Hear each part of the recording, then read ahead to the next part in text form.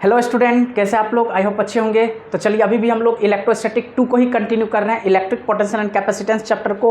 और आज के लेक्चर में बेसिकली हम लोग इक्विपोटेंशियल सरफेस के बारे में देखने वाले हैं। तो बहुत ही ज़्यादा इंपॉर्टेंट है। इक्विपोटेंशियल सरफेस क्या होता है, बहुत ही जल्दी हम आपको बता देते हैं। इक्विपोटेंशियल सरफेस वेरी सिंपल है, एक ऐसा सरफेस जिसके हर एक पॉइंट पे इलेक्ट्रिक पोटेंशियल का वैल्यू क्या रहेगा, सेम रहेगा। तो ऐसे सरफेस को हम लोग क्या कह देते हैं, इक्विपोटेंशियल सरफेस। वेरी सिंपल, मैंने यहाँ पे डेफिनेशन भी लिख दिया हूँ। इक्विपोटेंशियल सरफेस क्या होता है, any surface having the same electric potential at every point on it. यानी कि एक ऐसा सरफेस जिसके हर एक पॉइंट पे इलेक्ट्रिक पोटेंशियल का वैल्यू क्या रहेगा, सेम रहेगा। मान लेते हैं जैसे यहाँ पे मैं आपको दिखा भी रखा हूँ, मान लीजिए ये एक अपने पास सरफेस है, इस पे यहाँ पे कोई भी 2 पॉइंट ले लिया, this is point A and this is point B.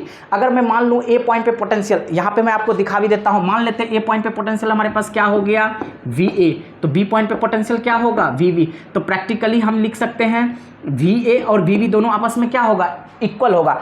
अगर ये हमारे पास किसके तरफ बिहेव कर रहा है, इक्विपोटेंशियल सरफेस की तरफ बिहेव कर रहा है। अगर मैं इस सरफेस को क्या मान के चल रहा हूँ, इक्विपोटेंशियल सरफेस, तो ऑब्वियसली इसका मतलब है कि इसके हर एक पॉइंट पे इलेक्ट्रिक पोटेंशियल का वैल्यू क्या रहेगा, सेम रहेगा। अगर मैं ए पॉइंट पे पोटेंशियल फाइंड आउट करूंगा, बी पॉइंट पे पोटेंशियल करूंगा, तो वो भी सेम रहेगा। यानी कि अगर ये इक्विपोटेंशियल सरफेस है तो इसके हर एक पॉइंट पे पोटेंशियल क्या रहेगा, सेम। तो वेरी सिंपल, मैं यहाँ पे आपको इक्विपोटेंशियल सरफेस भी दिखा दिया हूँ, ठीक है।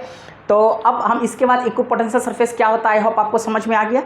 अब हम इसके प्रॉपर्टीज़ के बारे में देखेंगे। तो कुछ 4-5 प्रॉपर्टीज़ होते हैं, बस उसको आपको समझना है। ये बहुत ही थ्योरेटिकल लेक्चर है ये, ठीक है। इसमें आपको ज़्यादा दिमाग लाने की ज़रूरत नहीं है, बस केवल पॉइंट को केवल दिमाग में रखिए, that's it.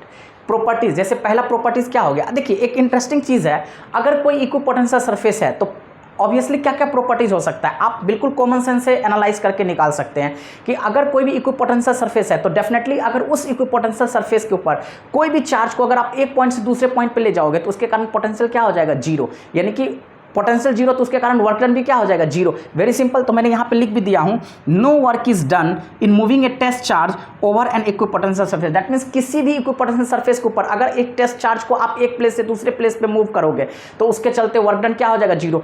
Work done, that means अगर उसके कारण पोटेंशियल ही जीरो हो जाएगा तो डेफिनेटली वर्क डन जीरो हो जाएगा। देखिए हम इसको कैसे दिखा सकते हैं, मान लीजिए यहाँ पे लिख सकते हैं potential at A point is equal, यानी कि हम जानते हैं वी ऑफ ए बी, क्योंकि हम किसी टेस्ट चार्ज को हम कहाँ से कहाँ लेके जा रहे हैं, किसी पॉइंट चार्ज को ए पॉइंट से बी पॉइंट पे। तो potential at A with respect to B is equal to, हमारे पास पोटेंशियल बराबर होता है वर्क पर यूनिट चार्ज। तो यानी कि W of A B upon में क्या लिख सकता हूँ मैं, क्यू नॉट। Very simple. अब देखिए मैं क्या लिख सकता हूँ, अगर मुझे क्या निकालना है, वर्क डन निकालना है, तो this implies W of A B is equal to, हम क्या लिख सकते हैं, V of A B into q naught. Very simple, तो डब्ल्यू ऑफ ए बी अगर मैं निकालूँ, फाइंड आउट करूँ, तो मैं क्या लिख सकता हूँ, वी ऑफ ए बी। इसको लिखने का टर्म क्या होता है, कैसे हम इसको लिख सकते हैं, वेरी सिंपल, तो हम इसको लिख सकते हैं V B minus V A into क्या लिख सकते हैं, क्यू नॉट। अब आपने यहाँ पे देखा W of A B is equal to क्या हो जाएगा हमारे, अगर ये इक्विपोटेंशियल सरफेस है तो हर एक पॉइंट पे पोटेंशियल सेम रहेगा।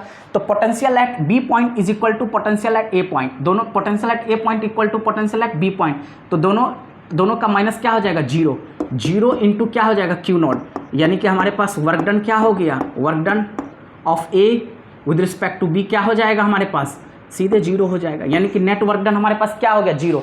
यानी कि ये क्लियर हो गया कि किसी भी इक्विपोटेंशियल सरफेस पे अगर आप किसी भी चार्ज को एक पॉइंट से दूसरे पॉइंट पे लेके जाओगे तो उसके कारण वर्क डन क्या हो जाएगा, जीरो, क्योंकि उसके कारण पोटेंशियल हमारा क्या होता है, जीरो। वेरी सिंपल, क्योंकि हर एक पॉइंट पे पोटेंशियल हमारा क्या रहेगा, सेम रहेगा। तो बहुत अच्छे से आपको समझ में आ गया होगा आई होप, क्योंकि potential at A, potential is equal to क्या होता है, वर्क पर यूनिट चार्ज। दूसरा प्रॉपर्टीज क्या कहता है कि electric field is always normal to the equipotential surface at every point. यानी कि किसी भी इक्विपोटेंशियल सरफेस के ऊपर अगर आप इलेक्ट्रिक फील्ड को ड्रॉ करोगे तो हमेशा वो इक्विपोटेंशियल सरफेस के ऊपर इलेक्ट्रिक फील्ड हमेशा क्या रहेगा, नॉर्मली लाई करेगा। जैसा कि आप यहाँ पे देख भी सकते हो, मान लेते हैं हमारे पास इक्विपोटेंशियल सरफेस है, तो यहाँ पे किसी भी पॉइंट पे, इस इक्विपोटेंशियल सरफेस के ऊपर किसी भी पॉइंट पे इलेक्ट्रिक फील्ड को अगर ड्रॉ करेंगे तो इलेक्ट्रिक फील्ड हमेशा इस इक्विपोटेंशियल सरफेस के ऊपर कैसे लाई करेगा, नॉर्मली लाई करेगा, दैट मीन्स परपेंडिकुलरली लाई करेगा। तीसरा पॉइंट क्या कहता है कि इक्विपोटेंशियल सरफेस, ये ई एस शॉर्ट में जो हमने लिखा है शॉर्ट फॉर्म में, इसका मतलब है इक्विपोटेंशियल सरफेस, ठीक है।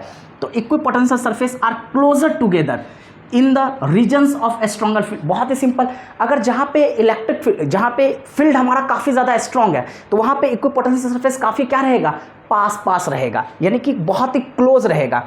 And farther apart in the regions of weak field, और जहां पे हमारा इलेक्ट्रिक फील्ड इंटेंसिटी कम रहेगा वहां पे इक्विपोटेंशियल सरफेस काफी दूर दूर रहेगा, यानी कि जो भी फील्ड लाइन होगा वो क्या होगा, दूर दूर रहेगा। Very simple. तो कहीं ना कहीं ये क्या कर रहा है, इंटेंसिटी को रिप्रेजेंट कर रहा है, यानी कि जो भी इक्विपोटेंशियल सरफेस है उसके कहीं ना कहीं किसको दिखा रहा है, नेचर को दिखा रहा है कि कहां पे इक्विपोटेंशियल सरफेस क्लोज रहेगा और कहां पे इक्विपोटेंशियल सरफेस दूर दूर रहेगा। तो वेरी सिंपल, जहां पे हमारा फील्ड स्ट्रेंथ ज्यादा होगा वहां पे इक्विपोटेंशियल सरफेस एक दूसरे के क्लोज रहेगा, जहां पे फील्ड स्ट्रेंथ हमारा वीक रहेगा वहां पे इक्विपोटेंशियल सरफेस एक दूसरे से थोड़ा दूर दूर रहेगा। Very simple. तो इसको हम कैसे दिखा सकते हैं mathematically, E is equal to, जैसा कि आप जानते हो, माइनस dV/dr होता है। दैट मींस पोटेंशियल ग्रेडियंट, यानी कि इलेक्ट्रिक पोटेंशियल और इलेक्ट्रिक फील्ड के बीच में रिलेशन है, E is equal to minus dV/dr। तो आप यहीं से बहुत ही सिंपली आप देख सकते हो, अगर मैंने E is equal to minus dV/dr लिखा तो यहीं पर मैं आपको समझा देता हूं। अगर हमारे पास E इज इक्वल टू, देखिए यहां पे E is equal to minus dV/dr आ गया, तो हम लिख सकते हैं dr is equal to minus dV/E। Very simple. अगर हमारे पास E is equal to minus dV/dr है तो हम dr is equal to minus dV/E लिख सकते हैं। इससे कंक्लूजन क्या निकल गया, तो कंक्लूजन इससे ये निकलता है कि सिंपली हम लिख सकते हैं कि सिंपली हम क्या लिख सकते हैं कि dr जो है वो इन्वर्सली प्रोपोर्शनल टू क्या आ रहा है, इलेक्ट्रिक फील्ड का, यानी कि dr यानी कि डिस्टेंस जो है वो इलेक्ट्रिक फील्ड का क्या आ रहा है, इन्वर्सली प्रोपोर्शनल। इससे ये क्लियर हो रहा है कि जहां पे फील्ड इंटेंसिटी ज्यादा होगा, that means electric field intensity ज्यादा होगा, वहां पे डिस्टेंस क्या होगा, कम होगा, और जहां डिस्टेंस कम होगा वहां फील्ड इंटेंसिटी ज्यादा होगा। वेरी सिंपल, क्योंकि जो डिस्टेंस है वो इलेक्ट्रिक फील्ड इंटेंसिटी का क्या है, इन्वर्सली प्रोपोर्शनल है। तो वेरी सिंपल, वही चीज को क्लेरिफाई कर रहा है कि जहां पे फील्ड स्ट्रेंथ ज्यादा वहां पे distance come, that means equipotential surface काफी पास पास होगा, और जहां पे इलेक्ट्रिक फील्ड इंटेंसिटी कम है वहां पे डिस्टेंस क्या होगा, ज्यादा होगा, दैट मींस इक्विपोटेंशियल सरफेस क्या होगा, दूर दूर होगा, यानी कि थोड़ा डिस्टेंस पे होगा। वेरी सिंपल, जो कि मैंने यहाँ पे दिखा, E is equal to minus dV/dr, तो dr is equal to minus dV/E, तो कंक्लूजन निकल गया dr इन्वर्सली प्रोपोर्शनल टू क्या आ गया हमारे पास, E, यानी कि जहाँ पे इलेक्ट्रिक फील्ड इंटेंसिटी ज़्यादा होगा वहाँ पे डिस्टेंस कम होगा, और जहाँ पे फील्ड इंटेंसिटी कम होगा वहाँ पे डिस्टेंस इक्विपोटेंशियल सरफेस के बीच में हमेशा ज्यादा होगा। फोर्थ पॉइंट हमारा क्या कहता है, फोर्थ प्रॉपर्टीज क्या एक्सप्लेन करता है, वेरी सिंपल, यानी कि इसने कहा है कि कोई भी दो इक्विपोटेंशियल सरफेस आपस में एक दूसरे को इंटरसेक्ट नहीं कर सकता है। दैट मींस हमने लिखा no two equipotential surfaces can intersect each other, यानी कि कोई भी दो इक्विपोटेंशियल सरफेस कभी भी एक दूसरे को इंटरसेक्ट नहीं कर सकता है। क्यों? क्योंकि इक्विपोटेंशियल सरफेस एक ऐसा सरफेस है जिसके हर एक पॉइंट पे पोटेंशियल का वैल्यू क्या रहेगा, इलेक्ट्रिक पोटेंशियल का वैल्यू सेम रहेगा।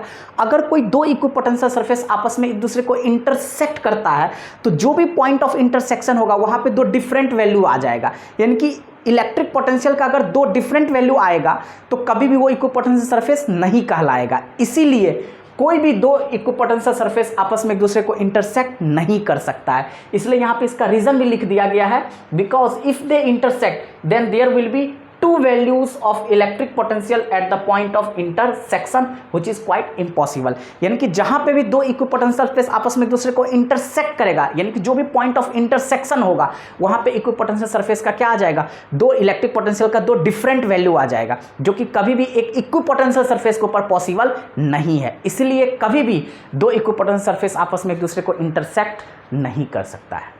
तो ये जितने भी प्रॉपर्टीज मैंने पढ़ाया ये बहुत ही ज़्यादा इंपॉर्टेंट होता है एग्जाम पॉइंट ऑफ व्यू के हिसाब से, क्योंकि यहाँ से कॉन्सेप्चुअल क्वेश्चन 1 मार्क का बनने की बहुत ज़्यादा प्रोबेबिलिटी है। तो आप इन सारे प्रॉपर्टीज़ को आप थोड़ा ध्यान दीजिएगा, अच्छे से स्टडी कीजिएगा, तो आपको कभी भी प्रॉपर्टीज़ के ऊपर जो कॉन्सेप्चुअल क्वेश्चन पूछेगा आपको कभी कोई दिक्कत नहीं होगा। Thank you.